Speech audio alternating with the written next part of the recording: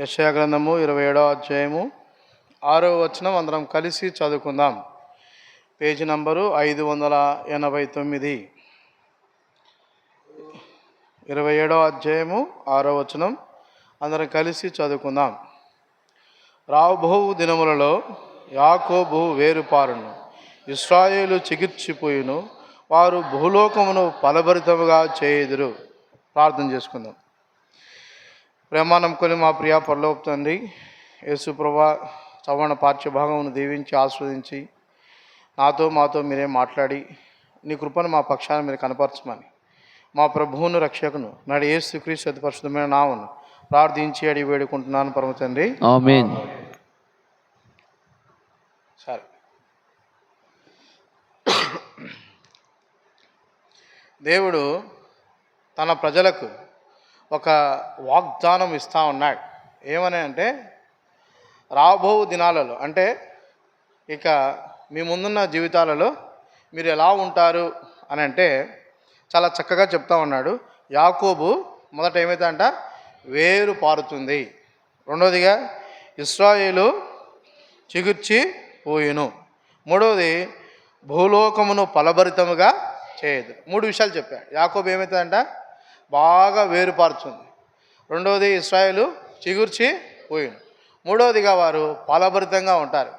చాలాసార్లు ఒక చెట్టు బాగా ఫలించాలి అంటే ఈ 3 విషయాలు జరిగి ఉండాలి. మొదటిది, దాని వేర్లు బాగా మంచిగా పారాలి, దానిలో మరి మంచి నీరు ఉండాలి. తర్వాత ఎప్పుడైతే మంచి నీరు ఉంటుందో అప్పుడు దానికి మంచి పూత కాస్తుంది.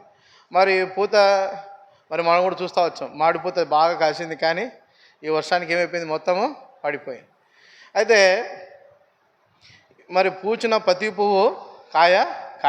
కానీ ఇక్కడ అంటా ఉన్నాడు, దేవుని పిల్లలు వారు రానున్న దినాలలో వారు ఎలా ఉంటారంటే వాళ్ళు ఫలభరితముగా ఉంటారంట. అంటే సస్య శ్యామలమైన వారిగా మరి వారు ఉంటారంట. అయితే మరి ఎటువంటి వారికి దేవుడు ఇటువంటి మాటలు చెప్తా ఉన్నాడు? వాళ్ళు ఫలభరితంగా ఉంటారు, వారు వేరు పారుతారు, చిగిర్చి పూస్తారు అని ఎటువంటి వారికి దేవుడు చెప్తా ఉన్నాడు అని అంటే, ఒక మాటలో మరి చరిత్ర జ్ఞాపకం చేసుకుంటే, దేవుడు మరి ఇశ్రాయేల్ ప్రజలను ఆయన ఏర్పరచుకున్నాడు. ఎలాగా యాకోబును దేవుడు ఇశ్రాయేల్గా మార్చాడు. మార్చిన తర్వాత 70 మంది ఎక్కడికి వెళ్ళారు? యోసేపు దగ్గర ఉన్నప్పుడు ఐగుప్తు దేశానికి వెళ్ళారు. 70 మంది కాస్త 430 సంవత్సరాల కాలంలో ఎంతమంది అయ్యారు? 30 లక్షల మంది అయ్యారు. 6 లక్షల కాలుబలము, అటు ఇటు 30 లక్షల మంది అయ్యారు.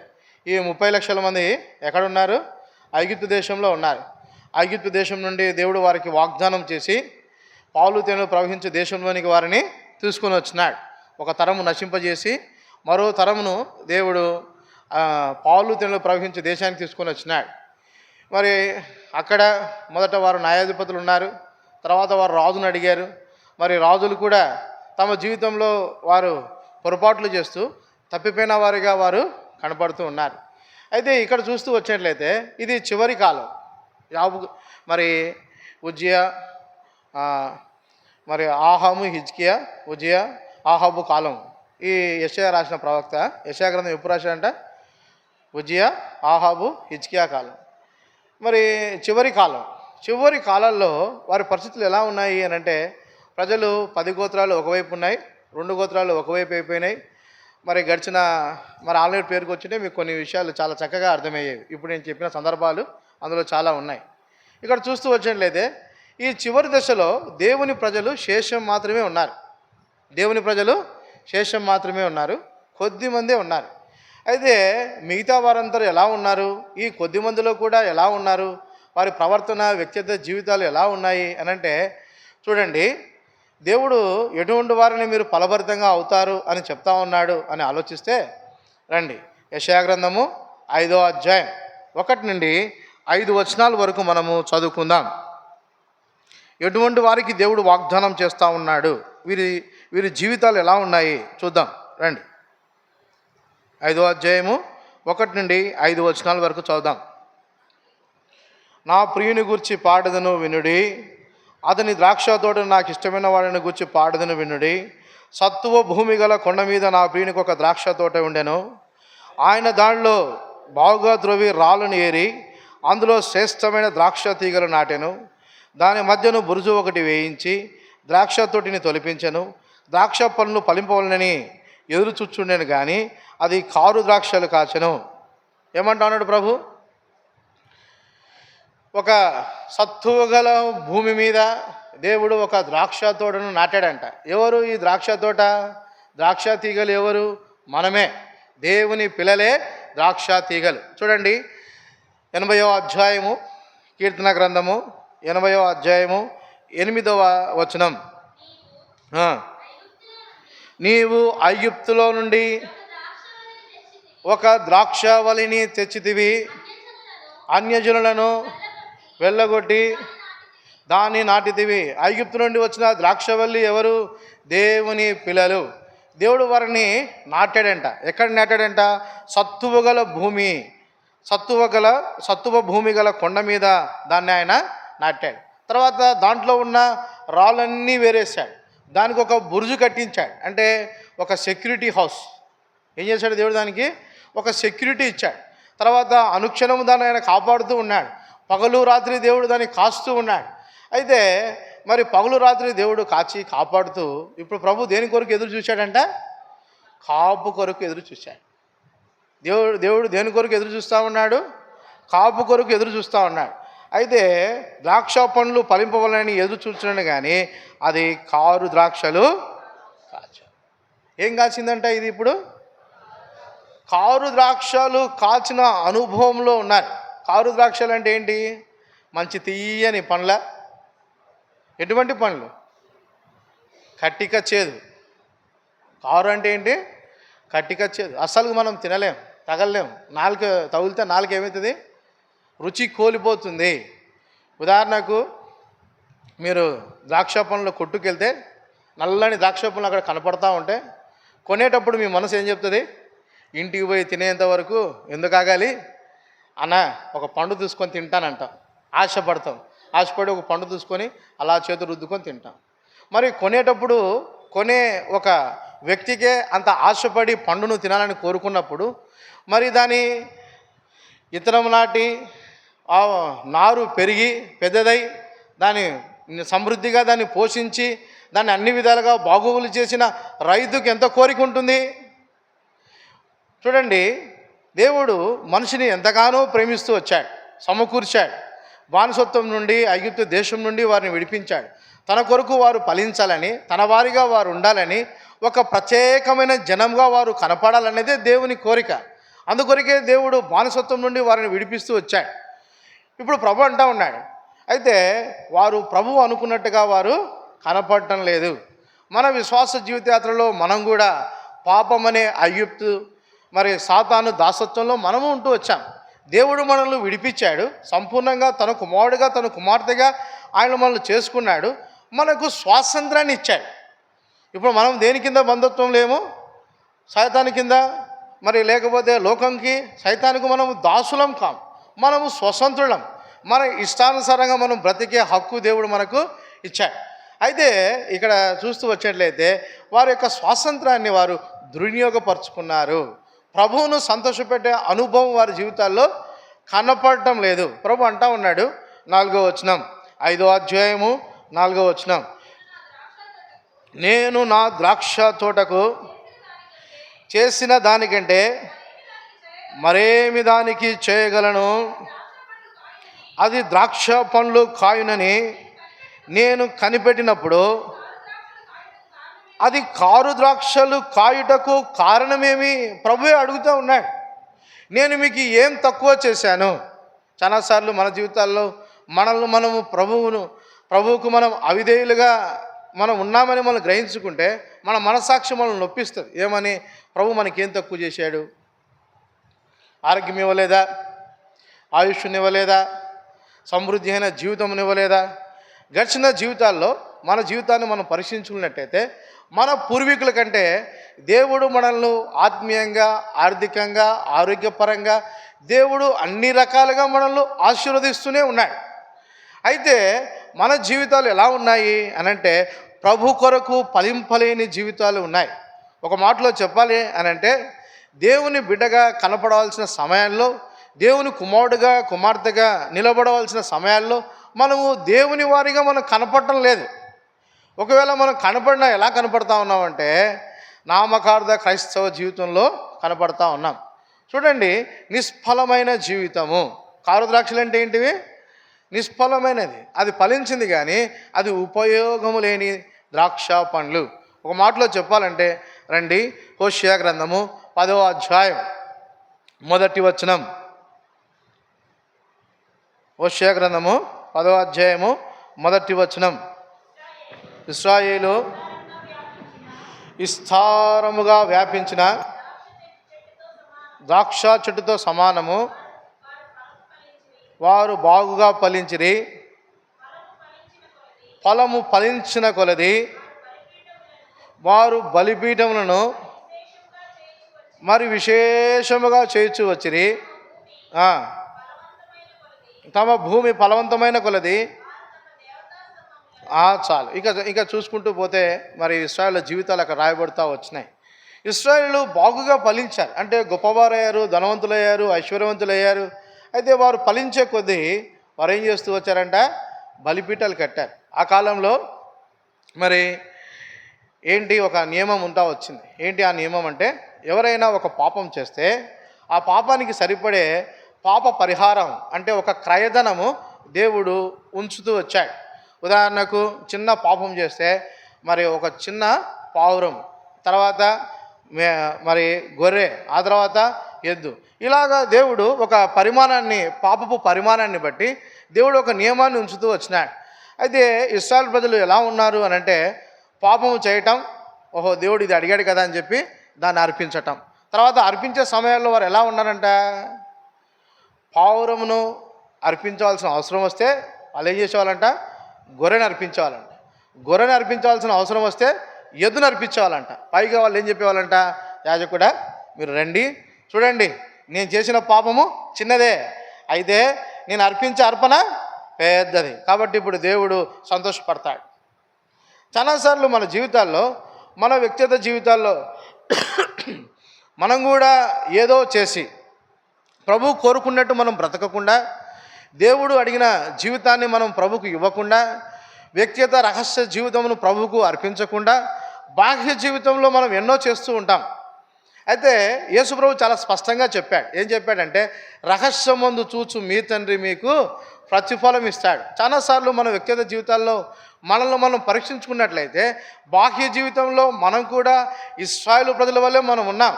అర్పణలు అర్పించేటప్పుడు, దేవునికి సమయం ఇచ్చేటప్పుడు, దేవుని ఇంటికి వచ్చేటప్పుడు ఘనముగా దేవుని ఇంటికి వస్తాం, ఘనంగా అర్పణలు అర్పిస్తాం. అయితే నీ కుటుంబ వ్యక్తిగత జీవితాల్లో నువ్వు ప్రభుతో ఎంత సమయం గడుపుతున్నావు?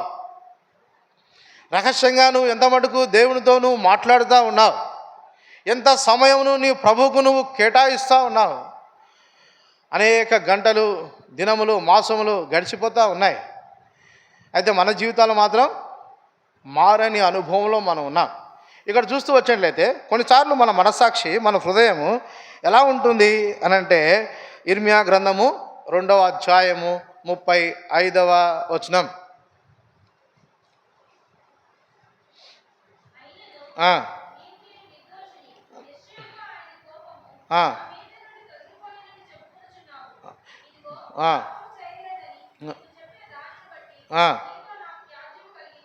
చూడండి, ప్రభు అంటా ఉన్నాడు, నీ జీవితాల్లో నువ్వు ఏమనుకుంటా ఉన్నావు? నేను నిర్దోషిని.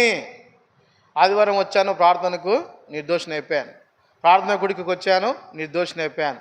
బైబిల్ స్టడీకి వచ్చాను, నిర్దోషిని అయిపోయాను.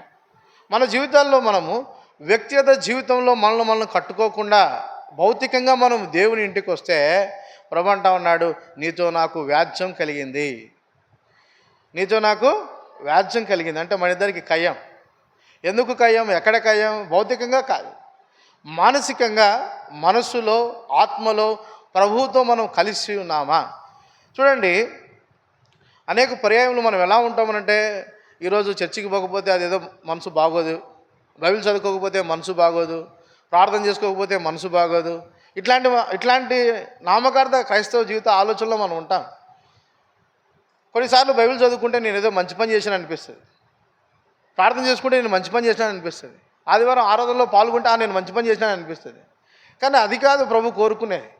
ప్రభు ఏంటి కోరుకుంటా ఉన్నాడంటే మన వ్యక్తిగత జీవితాన్ని ఆయన ఆశపడతా ఉన్నాడు. నువ్వు ఫలించాలనే ఆయన కోరిక. ఏ ఫలములు ఫలించాలా? ఆత్మఫలములు ఫలించాలి.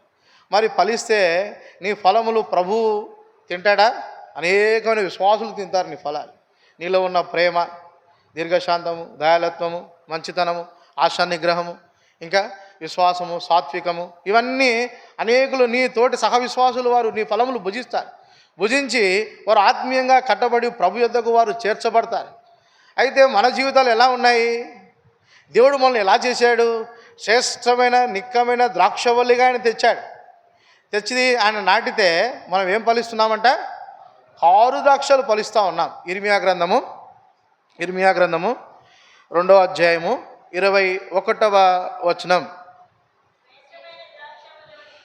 శ్రేష్టమైన ద్రాక్షవల్లి దానిగా నేను నిన్ను నాటి తిని, కేవలము నిక్కమైన విత్తనము వలె చెట్టు వంటి దానిగా నేను నాటి తిని,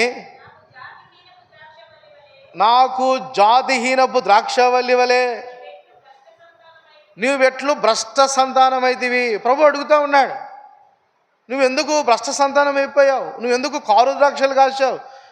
నేను నిన్ను ఎలా నాటాను? నిక్కమైన దానిగా, స్వచ్ఛమైన వాడిగా నిన్ను చేశాను. నిన్ను పాపం నుండి విడిపించేటప్పుడు, నిన్ను దాసత్వం నుండి విడిపించేటప్పుడు నేను నిన్ను ఎలా విమోచించాను? కొంచెం పాపాల నుంచి, కొంచెం బలహీనతల నుంచి, లేకపోతే కొన్ని అలా మరకలు ఉంచేసి నేను వదిలేయలేదు. నేను సంపూర్ణంగా నేను నిన్ను కడిగాను, సంపూర్ణంగా నేను నిన్ను విమోచించాను, సంపూర్ణ వాడిగా నేను నిన్ను సమకూరుస్తూ వచ్చినాను. అయితే నువ్వు ఎందుకు భ్రష్ట సంతానమైనావు? భ్రష్ట సంతానం ఎవరు? సైతాను పిల్లలు. ఎవరు? సైతాను పిల్లలు. ఎందుకు నువ్వు తిరిగి సైతాను మాటను వింటా ఉన్నావు? ఎందుకు నువ్వు తిరిగి శరీర ఫలములు నువ్వు ఫలిస్తూ ఉన్నావు? ఎందుకు నువ్వు తిరిగి శరీర సంబంధమైన జీవితంలో నువ్వు జీవించడానికి ఆశపడతా ఉన్నావు? నేను నిన్ను ఎంతో మంచివాడిగా నేను నిన్ను ఫలింపజేయాలని కోరుకున్నానే అంటే దేవుడు తలంచాడంట. దేవుని తలంపులు తారుమారు చేసే జీవితం మానవుల్లో ఉంది. ఒక మాటలో చెప్పాలంటే సౌలును గురించి ప్రభు అన్నాడు, ఏమన్నాడు? ఆయన తలంచి ఉండేను. కానీ దేవుడు ఏమనుకున్నాడంట? మనల్ని అలా స్థిరపరచాలా, గొప్ప వాళ్ళని చేయాలని దేవుడు తలంచుకుంటా ఉన్నాడు. అయితే దేవుని తలంపులను తారుమారు చేసేది ఎవరు? సైతానా? ఎంత మాత్రం కాదు. మన వ్యక్తిగత జీవితం, దేవుని ఉద్దేశాన్ని, దేవుని కోరికను, దేవుని తలంపులను పాడు చేసేది ఎవరు? మన వ్యక్తిగత జీవితమే. మనము అనుమతించకుండా సైతాను మన మాట వినదు. మనం అనుమతించకుంటే సైతాను మన మాట వినదు. ఎవ్వరు మనల్ని ఏమీ చేయలేరు. సైతాను మనల్ని ఏమీ చేయలేదు. ఎందుకంటే మనం దాని కింద లేము, దాని బానిసత్వంలో లేము. మనము సైతానికి ఎంత మాత్రము బానిసలం కాము, దాసులం కాము. మనం స్వతంత్రులం, సంపూర్ణంగా దేవుని పిల్లలం. అయితే మనలోని బలహీనతలలో మనం ప్రభు మీద ఆధారపడవలసిన సమయాల్లో మనం ఎలా ఉన్నాము? చూడండి, ఇక్కడ ప్రభు అంటా ఉన్నాడు, నువ్వు ఎందుకు భ్రష్ట సంతానమైనావు? నువ్వెందుకు నిష్ఫలమైన వాడిగా నువ్వు ఉన్నావు? ఎందుకు నువ్వు ఇలా ఉన్నావు? ప్రభు యొక్క కోరిక ఒకటే, నువ్వు నా యొద్దకు తిరిగిరా. ఇర్మియా 3:14. ఇర్మియా గ్రంథము 3వ అధ్యాయము చదవండి. భ్రష్టులకు పిల్లలారా తిరిగి రండి, నేను మీ యజమానుడను.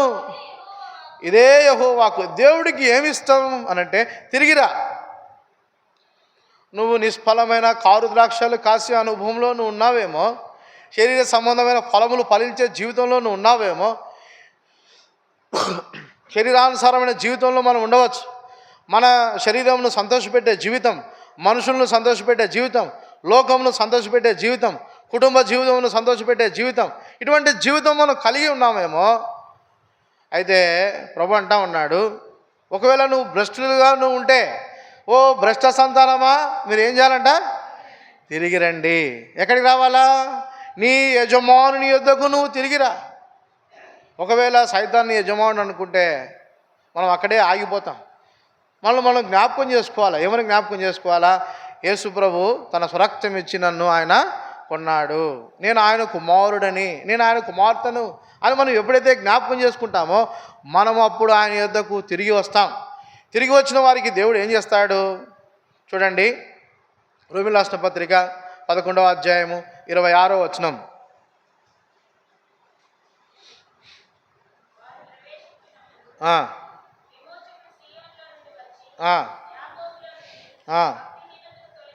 చూడండి, తిరిగి వస్తే ఆయన విమోచకుడైన దేవుడు నీలో ఉన్న భక్తిహీనతను ఆయన తొలగిస్తాడు. దేవుడు ఏం తొలగిస్తాడంట? మనలో ఉన్న భక్తిహీనత. చాలాసార్లు మన జీవితాల్లో, వ్యక్తిగత జీవితాల్లో మనం ఏం కలిగి ఉన్నాము? భక్తిహీనతను బట్టే మనము కారు ద్రాక్షలు ఫలిస్తున్నాం. అంటే దేవుని మనస్సు మనకు ఒకటి చెప్తుంది. దేవుని పని ఎలా చేయాలి, దేవుడితో ఎలా మన సమయం గడపాలి, మన విశ్వాసులతో ఎలా ఉండాలి, లోకంలో ఎలా ఉండాలి, దేవుని ఆత్మ ఎప్పుడు అనుక్షణం మనకు బోధిస్తూ ఉంటుంది. ఎట్లా మనం బ్రతకాలో, ఎట్లా జీవించాలో దేవుడు మనకి ఎప్పుడు మాట్లాడుతూనే ఉంటాడు. అయితే మనం దాన్ని ఏం చేస్తాంటాం?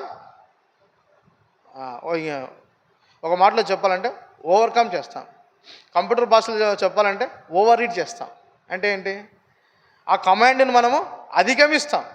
మన హృదయంలో పుట్టే తలంపును, దేవుని ఆలోచనను మనం ఏం చేస్తాం? అధిగమిస్తాం. అధిగమించి మనం పాపం చేయవారిగా, భక్తిహీనులుగా మనం ఉంటా ఉన్నాం. అయితే ప్రభు యొద్దకు నువ్వు తిరిగి వస్తే ప్రభు అంటా ఉన్నాడు, నేను నీలో భక్తిహీనతను సంపూర్ణంగా తొలగిస్తాను. అప్పుడు మనం కూడా యోబు లాంటి ఒక గొప్ప సాక్ష్యం, ఒక మాట మనం చెప్పగలం. ఏమని చెప్పగలం? యోబు గ్రంథము 23వ అధ్యాయము 12వ వచనం.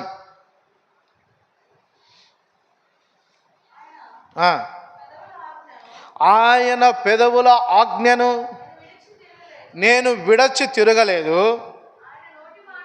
ఆయన నోటి మాటలను నా స్వ అభిప్రాయం కంటే ఎక్కువగా ఎంచి తిని. భక్తిహీనత మనలో తొలగిపోతుంది. అప్పుడు మనం ఎలా ఉంటాము అని అంటే, మన సొంత ఇష్టం ఏది నెరవేర్చుకోము. మనకి చాలా ఇష్టాలు ఉంటాయి. ప్రతి మనిషికి ఎన్నో ఇష్టాలు ఉంటాయి, ఎన్నో కోరికలు ఉంటాయి, ఎన్నో ఆశలు ఉంటాయి. అయితే ప్రభు అంటా ఉన్నాడు, నీలో నుండి భక్తిహీనతను దేవుడు తొలగిస్తే నీ జీవితం ఎలా ఉంటుందంటే, ఆయన నోటి మాటలే నీ జీవితం. దేవుడు నీకు ఏది బయలుపరిస్తే, ఆయన ఏం మాట్లాడమంటే అదే నువ్వు మాట్లాడతావు. వ్యర్థమైన మాటలు మాట్లాడవు, వ్యర్థ ప్రవర్తన జీవించవు, నామకార్థ క్రైస్తవ జీవించవు, దొంగ క్రైస్తవ జీవితము జీవించం. భక్తిహీనతలో మనం బ్రతకం. మనం ఎలా ఉంటామంటే, దేవుడు మనకి ఏది ప్రత్యక్షపరుస్తే దానిలోనే మనం ఉంటాం. యోబు జీవితంలో మనం చూస్తూ వచ్చాం. యోబు జీవితంలో మనము బాగా తెలుసు, చాలామందికి తెలుసు. ఇక్కడ కూర్చున్న వాళ్ళు 90% అందరికీ తెలుసు. ఏమంటా ఉన్నాడు? ఆయన పెదవుల ఆజ్ఞ నేను విడిచి తిరగలేదు. యోబు జీవితంలో ఆయన అంటా ఉన్నాడు, నా జీవితంలో భక్తిహీనత లేదు, ఆయన ఆజ్ఞను నేను విడిచి తిరగలేదు. సంపూర్ణంగా దేవుడికి లోబడే మనసు ఆయనలో ఉంది. నేను ఆ జీవితాల్లో మనం ప్రభు దగ్గరికి తిరిగి వస్తే, భ్రష్ట సంతానముగా మనం ఉన్నాం, సైతాన్ మాట మనం వింటా ఉన్నాం, అందుకే కారు ద్రాక్షలు ఫలిస్తున్నాం, శరీర సంబంధమైన ఫలములు ఫలిస్తున్నాం, దేవుని నామమును అవమానపరుస్తున్నాం, దేవుని పిల్లలుగా మనము 10 మందిలో కనబడలేకపోతా ఉన్నాం. అయితే ఇట్టి స్థితిలో నువ్వు ఉంటే ప్రభు నిన్ను ప్రేమిస్తూ ఉన్నాడు, తిరిగి రమ్మని పిలుస్తూ ఉన్నాడు. నువ్వు ఆయన యొద్దకు వచ్చినట్లయితే ఆయన అంటా ఉన్నాడు, నేను నీలో నుండి భక్తిహీనతను సంపూర్ణంగా తొలగిస్తాను, అరకొరగా కాదు, తొలగిస్తాను. ఇంకేమంటా ఉన్నాడు చూడండి, భక్తిహీనతను నేను తొలగిస్తాను.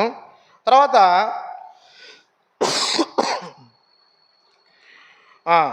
హోషేయ గ్రంథము 2వ అధ్యాయము 23వ వచనం.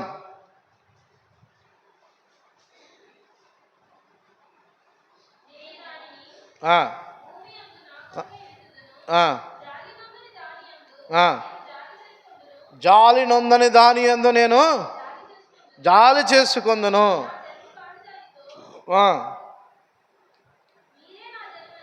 నా జనము కాని జనముతో మీరే నా జనమని చెప్పగా వారు నీవే మా దేవుడు అని అందరూ. చూడండి, కొన్నిసార్లు మన జీవితాలు ఎలా ఉంటాయంటే జాలి నొందని జీవితాలు ఉంటాయి. ఎలా ఉంటాం మనం? జాలి నొందని జీవితాలు అంటే ఏంటి? ఒక మనిషి ఇతరుల మీద ఎన్నిసార్లు జాలి పడతారు?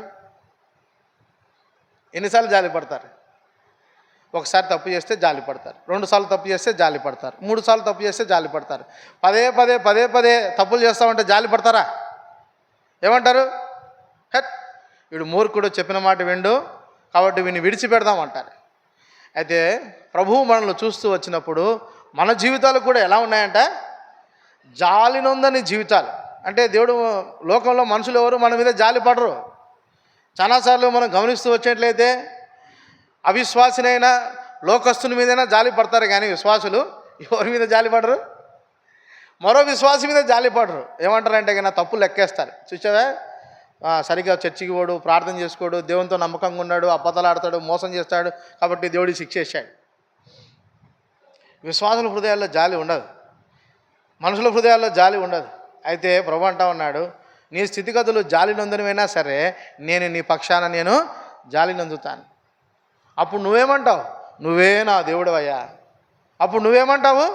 నువ్వే నా దేవుడవని నువ్వు అంటావు. నీ స్వతహాగా నువ్వు పలుకుతావు, ప్రభా నేను నీకు లోబడతాను, ప్రభా నేను నీకు లోబడతాను, నీ మాట వింటాను, నీ అనుకూలంగా నేను బతుకుతాను, నువ్వు చెప్పిందే చేస్తాను, నా స్వతహాగా నేను ఏది చేయను, నా హృదయంలో పుట్టిన తలంపులను బట్టి నా ఇష్టానుసారమైన జీవితంలో నేనేది బ్రతకను, నేనేది మాట్లాడను, నేనేం చేయను, నువ్వు కోరుకున్నట్టే నేను చేస్తాను, నువ్వు ఏం చేయమంటే అది చేస్తాను. విశ్వాసిని దేవుడు ఈ స్థితిలోకి ఆయన నడిపిస్తాడు. ఎప్పుడు? తిరిగి వస్తే. తిరిగి రాకుంటే దేవుడు నడిపించాడు. తిరిగి వస్తే దేవుడు ఇటువంటి కృతజ్ఞత వినయము కలిగిన మనస్సు వారికి ఇస్తాడు. ఎటువంటి మనసు ఇస్తాడు? వినయం కలిగిన మనస్సు, కృతజ్ఞత కలిగిన మనస్సును ఆయన వారికి సంపూర్ణంగా అనుగ్రహిస్తాడు. చూడండి, ఇంకా ప్రభు ఏమంటా ఉన్నాడంటే వారిలో ఆయన ఉంటాడంట. జకర్యా గ్రంథము 2వ అధ్యాయము, జకర్యా గ్రంథము 2వ అధ్యాయము 11వ వచనం.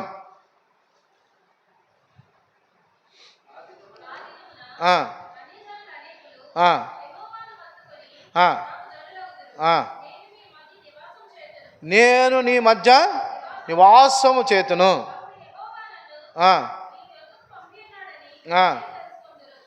చూసారా, ప్రభువు వారిలో నివాసం ఉంటాడు. ఇంకొక మాటలో చెప్పాలంటే ఇక్కడ ఒక గొప్ప నిబంధన దేవుడు చేస్తాడు. తిరిగి వచ్చిన వారితో దేవుడు ఒక నిబంధన చేస్తాడు. ఏ నిబంధన ఇది అనంటే చూడండి, ఇర్మియా గ్రంథము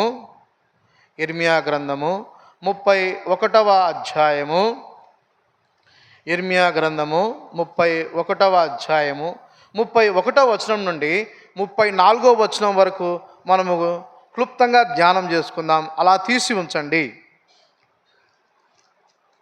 చూడండి, ఇదిగో నేను ఇశ్రాయేలు వారితోనూ యూదా వారితోనూ క్రొత్త నిబంధన చేయు దినములు వచ్చుచున్నవి. ఇదే యెహోవా వాక్కు. అది ఐగుప్తులో నుండి వారిని రప్పించుటకై నేను వారిని చేయి పట్టుకున్న దినమున వారి పితరులతో నేను చేసిన నిబంధన వంటిది కాదు.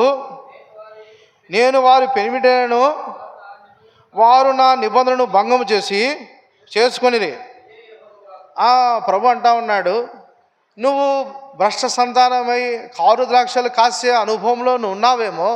అయితే నువ్వు తిరిగి వస్తే నీలో భక్తిహీనతను తొలగిస్తాను. నీలో ఏం తొలగిస్తాను? నేను భక్తిహీనతను తొలగిస్తాను. నేను నీ మీద జాలి పడతాను. నేను నీలో ఉంటాను. ఇప్పుడు నీలో ఉండి నేనేం చేస్తానంటే నీతో ఒక క్రొత్త నిబంధన చేస్తాను. గడిచిన కాలంలో చేసిన నిబంధన కాదు ఇది. ఐగుప్తు దేశం నుండి దేవుడు వారిని నడిపించినప్పుడు ఒక నిబంధన చేశాడు. అయితే ఆ నిబంధనను వారు ఏం చేశారంట? భంగం చేసుకున్నారు, పోగొట్టుకున్నారు. అయితే ప్రభు అంటా ఉన్నాడు, ఈ నిబంధన అటువంటిది కాదు, ఇది క్రొత్త నిబంధన. ఎటువంటిది నిబంధన? తిరిగి వచ్చిన వారికి దేవుడు చేసే నిబంధన. ఈ క్రొత్త నిబంధన ఎలా ఉంటుంది అనంటే కింద రాస్తా ఉన్నాడు, రండి చదవండి. ఈ దినములో అయిన వారి తర్వాత ఇశ్రాయేలు వారితోనూ యూదా వారితోనూ చేయబో నిబంధన ఇదే. వారి మనసులలో నా ధర్మవిధిని ఉంచేదను, వారి హృదయం మీద దాన్ని రాసేదను. యెహోవా వాక్కు ఇదే. చూడండి, దేవుడు సమకూర్చిన తర్వాత, వారి మీద దేవుడు జాలిపడిన తర్వాత దేవుడు చేసే పని ఒకటే. ఏంటంట? వారి హృదయంలో ఆయన ధర్మవిధిని ఉంచుతాడంట, వారి హృదయాల్లో దాన్ని రాస్తాడంట. ఇప్పుడు మనకందరికీ ఒక ప్రశ్న. గడిచిన ఆదివారం ఆరాధన వర్తమానము, బలవర్తమానము రెండు ఎంతమందికి జ్ఞాపకం ఉన్నాయి? ఆరాధన వర్తమానము, బలవర్తమానము ఎంతమందికి జ్ఞాపకం ఉన్నాయి? సరే, సంఘ ప్రార్థనకు, బైబిల్ స్టడీకి, తర్వాత సిస్టర్స్ మీటింగ్కు వచ్చిన వాక్యాలు ఎంతమందికి జ్ఞాపకం ఉన్నాయి? ఉపవాస ప్రార్థనకు వచ్చిన వాక్యాలు ఎంతమందికి జ్ఞాపకం ఉన్నాయి? ఇవన్నీ దేవుని వాక్యాలే. కానీ ఎంతమందికి ఎన్ని వాక్యాలు జ్ఞాపకం ఉంటాయి? ఎందుకు నీ హృదయంలో దేవుని వాక్యం ఉండటం లేదు అంటే నిన్ను నువ్వు ప్రతిష్ఠించుకుంటలేదు.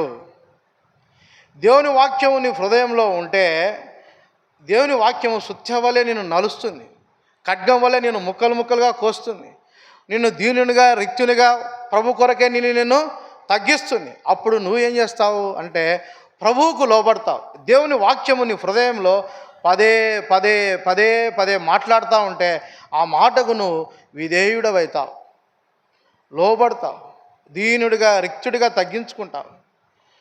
దేవుని వాక్యం నీ హృదయంలో లేకపోతే నీలో తిరగబడే స్వభావం ఉంటుంది. నీలో ఏముంటుంది? తిరగబడే స్వభావం ఉంటుంది. దేవుని మాటను అంగీకరించే మనస్సు మనకు ఉండదు. ఏముండదు మనకి?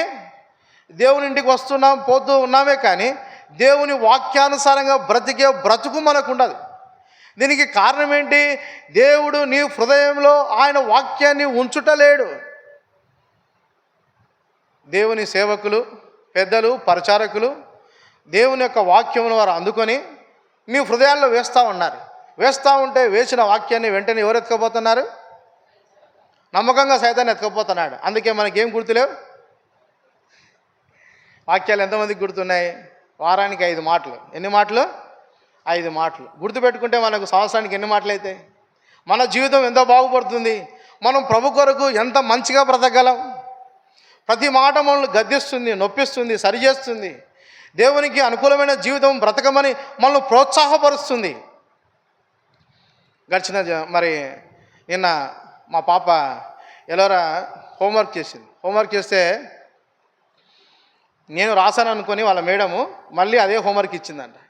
ఇస్తే చాలా చక్కగా కర్సివ్ రైటింగ్ రాసింది, 4 లైన్స్లో రాస్తే మేడము VVGOD వెరీ గుడ్ అని వెరీ గుడ్ అని రాసింది. రాస్తే మా ఇంటికి వచ్చేవారు అంటా ఉంది, డాడీ నేను భలే రాశానని చెప్పింది మా మేడము, కాబట్టి నేను రోజు నిదానంగా నీట్గా రాస్తాను అనేది. ఒక మాట తన జీవితంలో తను ఎంతో ప్రోత్సాహపరిచింది. ఏమనింది? నువ్వు బాగా రాసావు, చాలా బాగా రాసావు, మీ క్లాస్లో నువ్వే ఫస్ట్ అని చెప్పింది. ఆ మాటతో ఆమె హృదయంలో ఎంత సంతోషం అంటే మా నాన్నకు ఫోన్ చేసింది, మళ్ళీ అందరికి ఫోన్ చేసి చెప్తుంది. ఏమని? నేను భలే రాశానంట, చాలా బాగా రాశానంట, నేనే మా క్లాస్లో ఫస్ట్ అంట, నేను బాగా రాస్తాను, బాగా చదువుకుంటానంట. దేవుని వాక్యం కూడా ఒక టీచర్ మాటనే ఒక స్టూడెంట్ హృదయంలో తను ఎప్పుడు ప్రేరేపిస్తూ ఉంటే దేవుని జీవం గల మాటలు మన హృదయంలో ఉంటే అవి మనల్ని ఎంకెంత ప్రభావితం చేస్తాయి. దేవుని మాటలు ఎప్పుడు మన హృదయంలో ఉండలేకపోతూ ఉన్నాయి. ఎందుకంటే దేవుడు ఉంచుతలేడు, దేవుడు వేస్తూ ఉన్నాడు. అయితే మన హృదయం యొక్క కఠినాన్ని బట్టి, మూర్ఖ స్వభావాన్ని బట్టి అది సైతాన్ని తీసుకుపోతుంది. అవి ఉంటే మనం ఏమవుతాం? ఫలిస్తాం, గొప్పవాళ్ళం అవుతాం, ప్రభు అనుకున్నట్టు బ్రతుకుతాం, తర్వాత దేవుని చిత్తాన్ని నెరవేరుస్తాం, దేవుని పిల్లలుగా కనపడతాం, అనేకులకు మాదిరికరంగా మనం కనపడతాం. ఒక్కరైనా సరే ప్రభు నమ్మకంగా మనం కనపడతాం. ఇట్లా ఉండకుండా ఉండాలంటే సైతాన్ని ఏం చేస్తాడు? మన హృదయంలో మాటలన్నీ దొంగలిచ్చేస్తాడు. 5 మాటలు మనం గుర్తుపెట్టుకోలేకపోతా ఉన్నాం, కనీసం 2 మాటలు గుర్తుపెట్టుకోలేకపోతున్నాం. అదే మనం ఏం గుర్తుపెట్టుకుంటాం చెప్పండి? పులిపిట్ మీద ఉండి పాస్టర్ గారు ఏమైనా చెప్పినారనుకోండి, పెద్దలు ఏమైనా అన్నారనుకోండి ఒక వ్యక్తిని ఉద్దేశించి, వెంటనే ఏమంటారు? 10 మందికి చెప్తారు, 4 సంఘాలకు చెప్తారు, లేకపోతే అన్ని సంఘాలకు చెప్తారు. ఏమంటారు? ఆ చర్చికి నేను పోను అంటారు. ఏమంటారు? నన్ను ఈ మాట అన్నాడు అంటారు. మరి దేవుని మాటలు మనం ఎందుకు 10 మందికి చాటించలేకపోతున్నాం? చెడ్డదాన్ని మనం ఎందుకు విస్తరింపజేస్తున్నాం? మంచి విషయాన్ని మనం ఎందుకు విస్తరింపజేయలేకపోతున్నాం? మన హృదయం నిండిన కొలది మన మాటలు మనం మాట్లాడతాం. దేవుడు తన వాక్యంతో నీ హృదయాన్ని నింపుతాడు. ఎప్పుడు నీలో భక్తిహీనతనాన్ని తొలగిస్తాడు. ఇది క్రొత్త నిబంధన. దేవుడు నీతో ఒక నిబంధన చేస్తానంటున్నాడు. ఈరోజు నువ్వు ఆయన వద్దకు వస్తే నువ్వు ఫలించే ఫలభరితమైన రాబో దినంలో ఇశ్రాయేలు వారు ఫలభరితంగా ఉంటాడని దేవుడు వాగ్దానం చేస్తున్నాడు. ఈ వాగ్దానం నీ జీవితంలో నువ్వు నెరవేర్చుకోవాలని ఆశపడినట్లయితే నువ్వు ఆయన యుద్ధకు రా. ప్రభు తన వాక్యాన్ని నీ హృదయంలో ఉంచుతాడు. నువ్వు మర్చిపోవు, ఏ వాక్యాన్ని మర్చిపోవు. చాలాసార్లు కొంతమంది వృద్ధులను మనం గమనిస్తూ ఉంటాం. వాళ్ళు ప్రార్థన చేసేటప్పుడు, వాళ్ళు ఆరాధన చేసేటప్పుడు, తర్వాత మళ్ళీ ఎప్పుడైనా మనం కలిసినప్పుడు వాళ్ళు మనకు చెప్తూ ఉంటారు, బాబు నువ్వు పలానా రోజు వచ్చి పలానా వాక్యం చెప్పావు, నా హృదయంలో చాలా సంతోషం అనిపించింది. వాళ్ళు ఎందుకు మర్చిపోలేకపోతున్నారు? పని పాట లేకనా? మనకి పనులు ఎక్కువైపోయినాయా? చూడండి, జీవన వ్యాపారంలో మనం చిక్కుకుంటా ఉన్నాం. యేసుప్రభు చాలా చక్కగా చెప్పాడు. మత్తయి రాసిన సువార్త 13వ అధ్యాయంలో చదవనవసరం లేదు, క్లుప్తంగా చెప్తాను. ఐహిక విచారములు దేవుని యొక్క జీవం గల విత్తనములను ఏం చేసినాయంటే అవి అణిచివేశాయి. కాబట్టి ఈ లోక విశ్వాస జీవిత యాత్రలో మనకు ఎన్నో సమస్యలు ఉండవచ్చు. ఆర్థిక ఇబ్బందులు, కుటుంబ కష్టాలు, పిల్లల జీవితాలు, వ్యక్తిగత జీవితాలు ఎన్నో ఉండవచ్చు. వీటన్నిటినీ మరి మన హృదయంలో ఉన్న దేవుని వాక్యాన్ని అవి అణిచివేయలేవు. అవి ఏం చేయలేవు? అణిచివేయలేవు. సారవంతమైన భూమి మన హృదయంలో ఉంటే, మన హృదయంలో ఉన్న రాళ్లను ప్రభు ఏరివేసి అంటా ఉన్నాడు, దానిలోని రాళ్ళన్నీ ఆయన ఏరివేశాడంట. ఒక బురుజు కట్టించాడంట, దాన్ని కాపలా కాస్తున్నాడంట ప్రభు. నీ హృదయం ఆయన కాపలా కాస్తాడు. ఆయన నీతో నిబంధన చేస్తూ ఉన్నాడు. నీలో నా మాటలు నేను ఉంచుతాను, నా మాటలు నేను నీలో ఉంచుతాను, నీలో భక్తిహీనతను తొలగిస్తాను, యోబు లాంటి జీవితం నేను ఇస్తాను. ఇదే నా క్రొత్త నిబంధన. దేవుని మాటలు మన హృదయంలో ఉంటాయి. ఇదే క్రొత్త నిబంధన. చాలాసార్లు ఈ క్రొత్త నిబంధన అనుభవంలో మనం లేకపో ఉండొచ్చు. ఎలా ఉన్నాము? పాత నిబంధన సంబంధమైన జీవితంలో మనం ఉన్నాం. రక్షింపబడ్డాను 20 ఏళ్ళైంది, 10 ఏళ్ళైంది, 5 ఏళ్ళైంది, సంవత్సరం అయింది. కానీ ఈ దీవించు ఆశీర్వాదపు పాత్రలో నువ్వు చేయి ఉంచితే నీకేం తగలాలా? దీవెన, ఆశీర్వాదము నీ ఆత్మీయ జీవితంలో నువ్వు దాన్ని చవి చూడాలా. రుచి చూస్తున్నావా? ఏం రుచి చూస్తా ఉన్నావు? అబ్బా అక్క ఈరోజు రొట్టె బాగా చేసింది, ద్రాక్షరసం బాగా చేసింది, బాగా చేశారు. ఇది కాదు మన అనుభవం. ప్రభువా ఇదిగో నేను తింటా ఉన్నాను, నీ శరీరము తిని నీ రక్తము తాగుతున్నాను, దేవా నన్ను ఆశీర్వదించు. ఎవరికి ఆశీర్వాదం? తిరిగి వచ్చిన వాడికి ఆశీర్వాదం.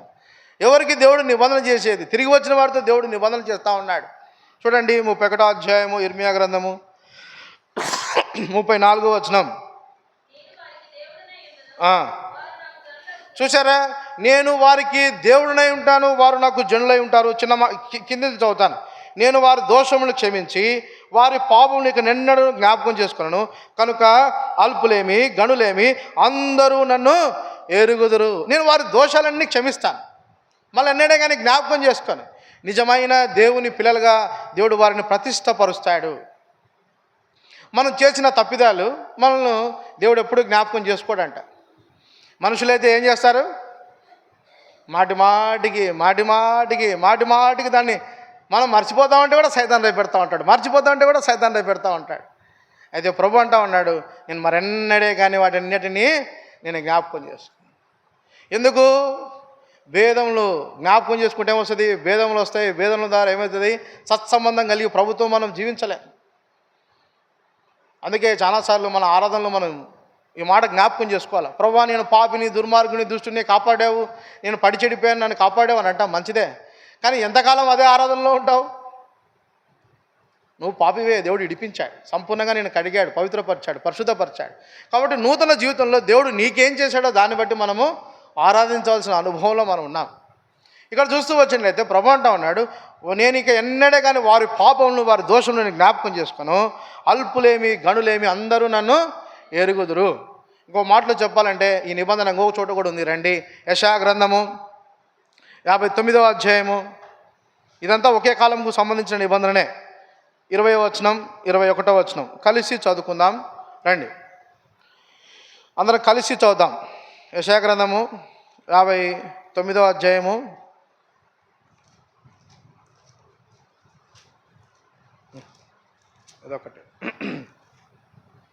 20-21 వచనం అందరం కలిసి చదువుదాం.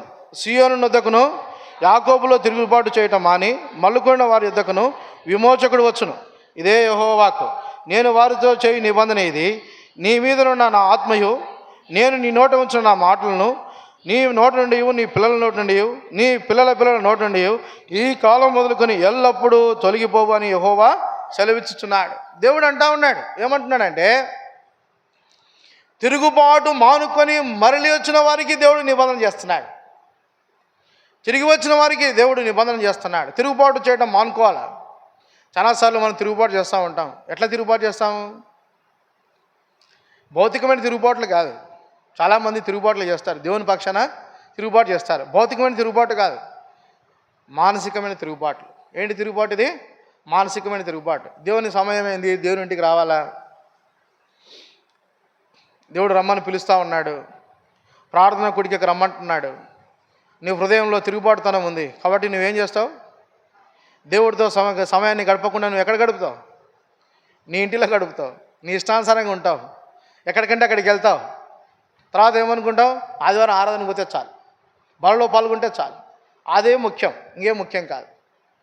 చాలాసార్లు సైతాను భ్రమపరచు అబద్ధమును నమ్మే జీవితంలో వాడు మనల్ని ఉంచుతాడు. ఏ నమ్మే జీవితము? తెస్సలోనికీయులకు రాసిన పత్రిక 2వ అధ్యాయము 11వ వచనం. తెస్సలోనికీయులకు రాసిన పత్రిక 2వ అధ్యాయము 11వ వచనం.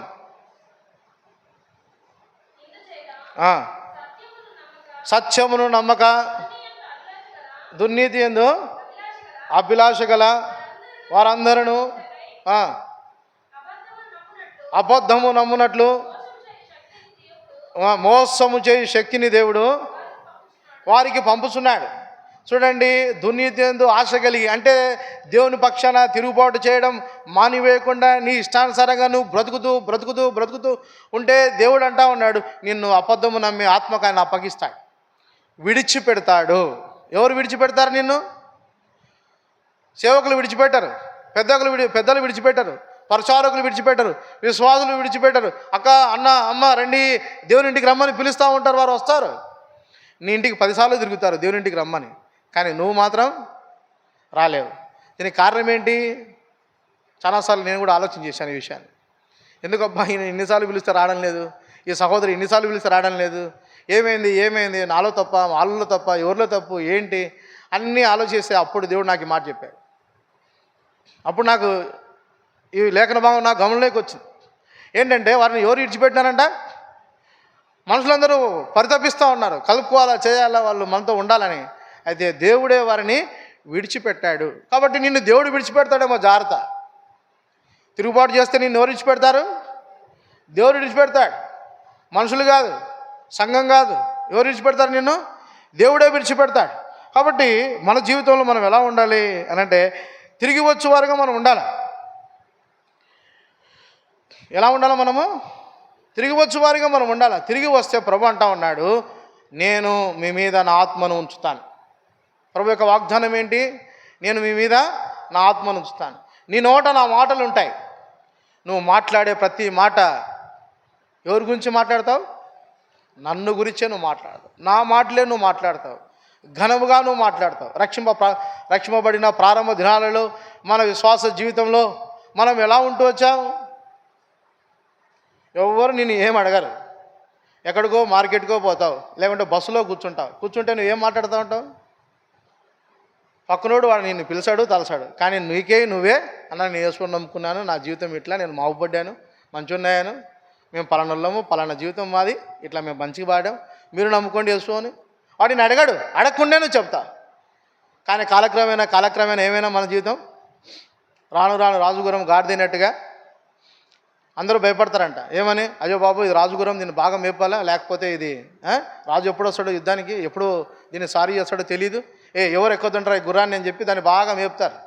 మేపితే లాస్ట్ ఒక రోజు యుద్ధం వచ్చినప్పుడు రాజు గుర్రాన్ని ఎక్కితే గుర్రం ఏడుంది? పోతుందే.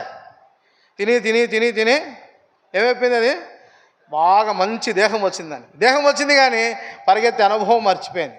మన జీవితాల్లో మనం కూడా దేవుని వాక్యాన్ని విని వాక్యానుసారంగా పరిగెత్తే అనుభవాన్ని మనం కూడా ఏమవుతున్నాం? మర్చిపోతా ఉన్నాం. ఊరికే వింటూ ఉంటాం అంతేగాని దానికి వాక్యానుసారంగా బ్రతికే జీవితం, ఆశ, కోరిక మన హృదయాల్లో ఎంత మాత్రం లేదు. వాక్యం నొప్పిస్తే అది ఎంతవరకు అంటే మందిరంలో ఉన్నంత వరకే. గేటు దాటిపోయినామా మందిరానికి మనకు సంబంధమే లేదు. ఇంటికి పోయి బైబిల్ పక్కన పెట్టినామా బైబిల్కు మనకు సంబంధమే లేదు. మళ్ళీ ఆదివారం వరకే.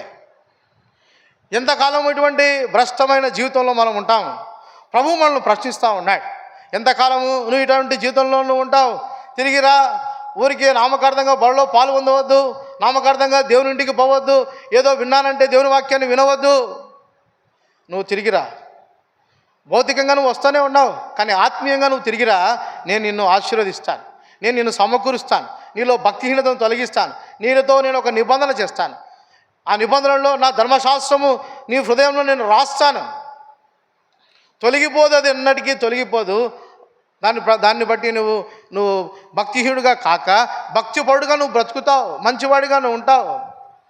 లేకపోతే నువ్వు తిరుగుబాటు చేస్తూ ఇలానే ఉన్నావు అనుకో, నేను అబద్ధమునకు నమ్మునట్టుగా నేను మోసమునకు అప్పగిచ్చేస్తాను. పో. ఎంతకాలం వచ్చినా దేవుని ఇంటికి వచ్చినా మనం అట్లనే ఉంటాం, మోసపోతానే ఉంటాం. అననీయ సఫీరా మోసపోయారు. ఏమని మోసపోయారు? అననీయ సఫీరా ఏమని మోసపోయారు? మోషే కనుక్కోలేళ్లే, పేతురు కనుక్కోలేళ్లే అని నమ్మారు, అబద్ధమును నమ్మారు. ఏమనుకున్నారు? చిన్న అబద్ధమే కదా, ఏం కనకలేళ్లే అనుకున్నారు. ఎందుకు? పేతురు కూడా వాళ్ళ హృదయంలో వాళ్ళకి ఏముంది? పేతురు అడిగేటప్పుడు, ఏమయ్యా అది నీ దగ్గర, నీ యొద్ద, నీతోనే ఉండలేదా, మరి ఎందుకయ్యా నువ్వు అబద్ధాలు ఆడినావు అని అంటే వారి హృదయంలో ఏముంది? అవిధేయత, తిరుగుబాటు, చెప్పిన మాట వినే మనసు లేదు. ఏమంటున్నారు వాళ్ళు? చెప్పొచ్చావయ్యా, అబద్ధాల గురించి నువ్వే చెప్పొచ్చావు, యేసు ఎరగని నువ్వు ఎన్నిసార్లు చెప్పావు? చెప్పు. 3 సార్లు చెప్పావు నువ్వు అన్న మనసు వారి హృదయంలో ఉంది. లోబడే మనసు వాళ్ళకి లేదు, తిరుగుబాటు చేసే మనసు ఉంది. హృదయంలో వారు తిరుగుబాటు చేశారు, అందుకే అక్కడక్కడే చచ్చిపోయారు. పాత నిబంధన కాలంలో అయితే దేవుడు చంపేవాడు, మరి కొత్త నిబంధన కాలంలో దేవుడు ఎందుకు చంపాడు? మరణకరమైన పాపములో ప్రధాన పాపము తిరుగుబాటు. హృదయంలో దేవుని మాటను వినకపోతే, దేవుని వాక్యానికి నువ్వు లోబడకపోతే, దేవుడు అనుకున్నట్టు నువ్వు బ్రతకపోతే దేవుడు నేను ఖచ్చితంగా విడిచిపెడతాడు. పౌలు అంటా ఉన్నాడు, చాలామంది నిద్రించే అనుభవంలో మీరు ఉన్నారు, ఊరికే బలలో పాల్గొంటున్నారు, కానీ మీకు ఆశీర్వాదాలు లేవు. దేవుని యొక్క శాంతి, సమాధానం, సంతోషాలు మీ హృదయాల్లో లేవు. ఎప్పుడు దుఃఖము, బాధ, వేదన, అవమానము, నింద, నిట్టూర్పులు ఇవే ఉన్నాయి. క్రైస్తవ జీవితంలో సంతోషం లేదు. ఎందుకు లేదు? కారణం ఏంటి? నువ్వు ఎలాని బలలో పాల్గొందుతా ఉన్నావు. ప్రభు అంటా ఉన్నాడు, ఒకవేళ నువ్వు ఈ మధ్యకాల జీవితంలో, ఈ మధ్యాహ్నం నీ జీవితంలో నువ్వు ఎలా ఉన్నావు? భ్రష్ట జీవితంలో నువ్వు ఉంటే, కారు ద్రాక్షలు ఫలించే జీవితంలో నువ్వు ఉంటే, ఒక దినాన్ని నువ్వు ఫలభరితంగా నువ్వు అవుతావు. అది ఈ దినం. ప్రభు నీతో వాగ్దానం చేసే దినం, ఆయన నిన్ను సమకూర్చాలని ఆశపడుతున్న దినం, ఆయన నీలో ఉండి భక్తిహీనతను తొలగించాలని ఆశపడతా ఉన్నాడు. కాబట్టి ప్రభు అంటా ఉన్నాడు, నీ నోట నా మాటలు ఉంటాయి, నీ మీద నా ఆత్మ ఉంటుంది. ఎంతకాలం ఉంటే నా మాటలు నీ నోట, నీ పిల్లల నోట, నీ పిల్లల పిల్లల నోట, తరతరాలుగా నేను నా ఆత్మ మీ మధ్యనే ఉంటుంది, నేను మిమ్మల్ని విడిచిపెట్టాను. కాబట్టి మన వ్యక్తిగత జీవితాన్ని మనం ప్రభువుకు అర్పించినట్లయితే ప్రభు ఏం కోరుకుంటా ఉన్నాడు చూడండి. 19వ అధ్యాయము యెషయా గ్రంథము 25వ వచనం.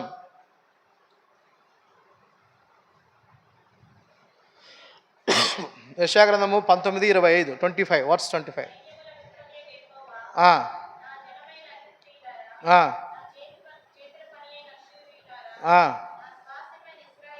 నా స్వాస్థ్యమైన ఇశ్రాయేలులారా,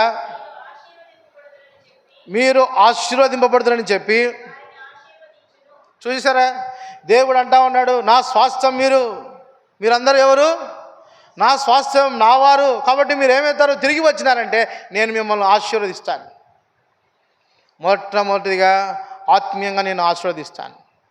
నేనంటే దుప్పి నీటి వాగుల కొరకు దాహమైనట్టుగా, నేనంటే నీకు కోరిక కలుగుతుంది, నేనంటే నీకు దాహం కలుగుతుంది, నేనంటే నీకు ఆశ కలుగుతుంది. వాక్యం చదవాలన్న కోరిక, పరితపన నీలో నువ్వు చెందుతావు. ప్రార్థన చేసుకోవాలన్న మనసు నిన్ను వేధిస్తుంది. ప్రార్థన చేసుకుంటే నీ హృదయం ఎంతో నెమ్మది పడుతుంది. గంటలు గంటలు బైబిల్ చదువుతావు, గంటలు గంటలు ప్రార్థన చేస్తావు, అనేక అధ్యాయాలు, పుస్తకాలు చదవడానికి నీ హృదయంలో ఎంతో ఇష్టం వస్తుంది. లేకపోతే ఎప్పుడు చూసినా మనకి ఏమి ఇష్టం ఉంటుంది? అలా అలా అలా అలా. ఏంటి అది? ఎంతసేపు అయినా ఇష్టం, చాలా ఇష్టం కదా. మా ఎఫ్నెట్కి కూడా ఇష్టం, అబద్ధం చెప్పాను నేను. పిల్లలను మొదలుకొని నిండు వృద్ధుల వరకు ఏమి ఇష్టం? సమయాన్ని కాలక్షేపం చేయడమే ఇష్టం. కానీ దేవుని వాక్యం ఏం మాట్లాడతాడు, దేవుడు నాతో ఏం మాట్లాడతాడు, ఏమి ఇష్టం ఉండదు. చాలాసార్లు ఏదో వచ్చినాం పోయినాం. ఈరోజు దేవుడు మనతో ఏం మాట్లాడలేదు. దేవుడు మనతో మాట్లాడితే ఆ మాటలు మన హృదయాన్ని గుచ్చుకుంటే ఇంటికి పోయిన తర్వాత కూడా అనేకులతో మనం చర్చిస్తాం దేవుని మాటలు, దేవుని వాక్యాన్ని ఇతరులకు మనం బోధిస్తాం. మన మన మన నోట్లో ఎప్పుడు దేవుని మాటలే ఉంటాయి, ప్రతి క్షణం దేవుని మాటలే ఉంటాయి, ఇష్టపడతా ఉంటాం. ఎందుకు నువ్వు దేవుని మాటలు ఇతరులతో పంచుకోలేకపోతా ఉన్నావు? ఎందుకు నీ హృదయంలో దేవుని వాక్యం లేదు? దీనికి కారణం ఏంటంటే నువ్వు తిరుగుబాటు చేస్తున్నావేమో. ఎవరి మీద? మనుషులతో కాదు, దేవుడితోనే. ఎవరితో? దేవుడితోనే. కాబట్టి ప్రభు అంటా ఉన్నాడు, తిరిగిరా నేను నిన్ను ఆశీర్వదిస్తాను, తిరిగిరా నేను నిన్ను ఆశీర్వదిస్తాను, భ్రష్టమైన జీవితం నుండి నేను నిన్ను ఫలభరితంగా నిన్ను చేస్తాను, తర్వాత నిన్ను ఉన్నత స్థితిగతులకు తీసుకొని వస్తాను. ఇంకొక మాట చూసినట్లయితే 3వ అధ్యాయము, గల్తీయులకు రాసిన పత్రిక 3వ అధ్యాయము 29వ వచనం.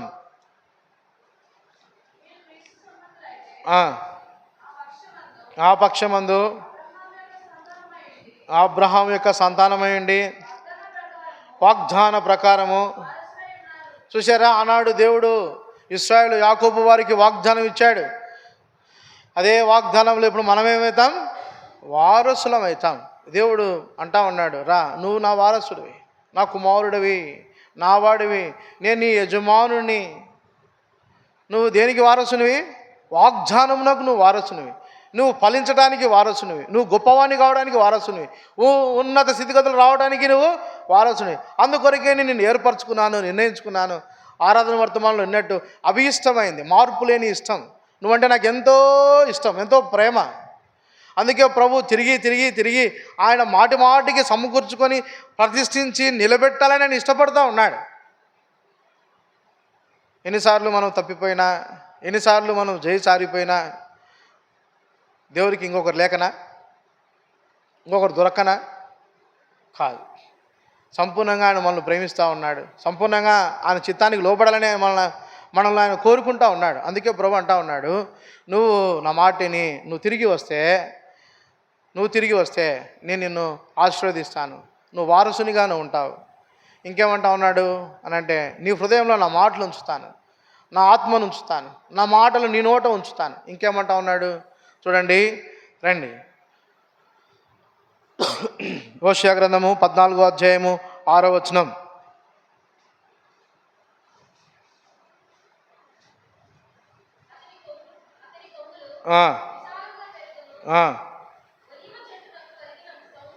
ఒలీవ చెట్టునకు కలిగిన సౌందర్యము అతనికి కలుగును, లేబులోనుకున్న సువాసన అతనికి ఉండును, అతని నీడేందు నివసించువారు మరలు వత్తురు. చూసారా, దేవుడు అంటా ఉన్నాడు, మంచి సౌందర్యము, మంచి సువాసన కలిగిన జీవితం నేను నీకు తిరిగి ఇస్తాను. గడిచిన దినాల్లో మనం విన్నాం కదా, సియోను కుమారి నియామక కుడికలకు రాకపోవటం వలన నీ ఏమైందంట, నీ సౌందర్యం పోయింది. అయితే నీ సౌందర్యాన్ని నేను తిరిగి నీకు ఇస్తాను, నేను మంచి పరిమళ సువాసనగా నిన్ను మారుస్తాను. దుర్గంధంతో, అవిధేయతతో, మూర్ఖత్వంతో, తిరుగుబాటు చేసే స్థలంతో నువ్వు ఉన్నావేమో, వాటన్నిటిని నేను నీలో నుండి తొలగించి నేను నిన్ను పరిమళ సువాసనగా చేస్తాను, ఇష్టమైన సువాసనగా నేను నిన్ను మారుస్తాను. కాబట్టి ప్రభు మనల్ని ప్రేమపూర్వకంగా ఆహ్వానిస్తూ ఉన్నాడు. ఏమని ఆహ్వానిస్తున్నానంటే, నా యుద్ధకు రండి, నాతో సమాధానపడండి, నా మాట వినండి, నాకు లోబడండి అని ప్రభు కోరుకుంటా ఉన్నాడు. అయితే మన జీవితంలో మనం ఎట్లున్నాం? ఇష్టానుసరమైన జీవితంలో మనం ఉంటూ వచ్చినాం. అందుకే ప్రభు అంటా ఉన్నాడు, ఇటు జీవితంలో నువ్వు ఉండవద్దు, నువ్వేం చేయాలంట? సమకూర్చబడు, విశ్వాసంతో ఆయన దగ్గర, ప్రభు నన్ను క్షమించు, నన్ను సరిచేయి, భ్రష్ట సంతానంగా నేను ఉన్నాను, నీ వాక్యం నా హృదయంలో లేదు, కనీసం వారానికి 5 మాటలు కూడా నేను గుర్తుపెట్టుకోలేని అనుభవంలో నేను ఉన్నాను, వాక్యానుసారంగా నేను ప్రవర్తించి జీవించలేకపోతా ఉన్నాను, కారు ద్రాక్షలకు కాసే అనుభవంలో నేనున్నాను. దేవా నన్ను క్షమించుము, నన్ను సరిచేయమంటే దేవుడు ఖచ్చితంగా నేను క్షమిస్తాడు, నేను సమకూరుస్తాడు. ఆయన ఆత్మ నీలో ఉంచుతాడు, ఆయన వాక్యం నీలో ఉంచుతాడు, ఆయన మాటలు నీ నోట ఉంచుతాడు. నువ్వు రాబో దినాల్లో నువ్వు కూడా ఏమవుతావు? ఫలించే ఫలభరితంగా నువ్వు కూడా ఆస్వాదింపబడతావు. ప్రభు ఈ పాఠ్యభాగాన్ని దీవించి ఆస్వాదించును గాక. రండి, దేవుని యొక్క వాక్యము